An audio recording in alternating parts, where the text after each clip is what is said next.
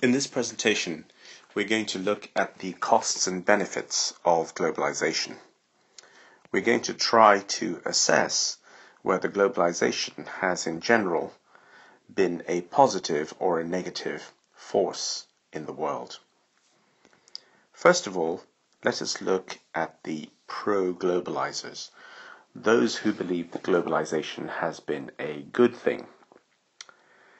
They would say that globalization has led to an increase in world GDP and a reduction in poverty, and that this in itself is the most strong recommendation for globalization, the fact that it has lifted millions of people out of poverty by giving them jobs which have been generated through world trade. This has, of course, led to the increase in standard of living for many of these people, and this is cited as a second benefit or advantage of globalization.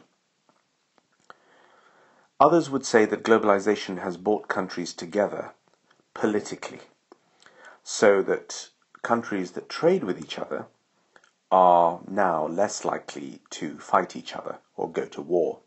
This was, in fact, the motivation for the formation of the European Union, and because trading blocs are part of the whole process of globalization, we can see that globalization itself can lead to closer political integration. A fourth benefit, according to the pro-globalizers, is that globalization has allowed the production of large quantities of cheap goods. Many think that this is a bad thing, but the plus side is that it has kept inflation low in developed countries where these cheap goods are bought. Fifthly, globalization, according to its supporters, has allowed the clearer expression of comparative advantage. In other words, as globalization has progressed, more and more countries have followed the principle of comparative advantage and have started trading according to their comparative advantage. But against all of these arguments are the arguments of the anti-globalizers.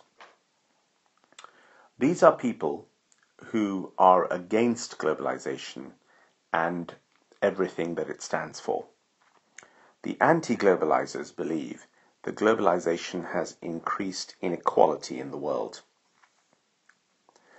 that it has caused a greater separation between those earning a high income and those earning a much lower income. This inequality has led to also greater pollution levels due to the massive amounts of production in the world, in the areas of the world where large and cheap labor forces exist.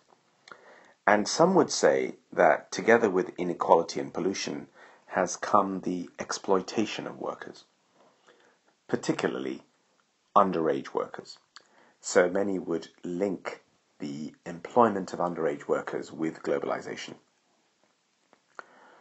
Some would also say that globalization has reduced the power of national governments and increased the power of multinational corporations.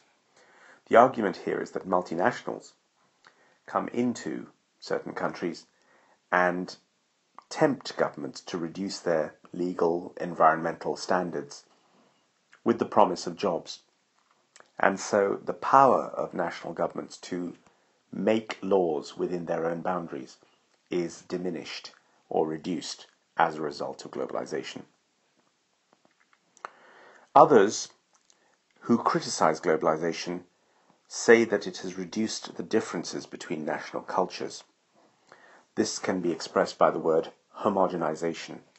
They say that globalization, as a result of the power of global media, has meant that national cultures have become more and more the same, and that countries and cultures no longer have the differences that were once obvious.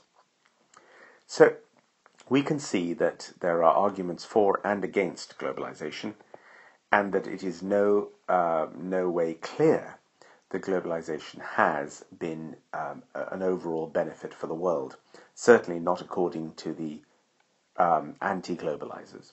However, those who support globalization say that all the bad features of globalization are quite temporary, and that overall it is always an improving force in the world which makes lives better for millions of people.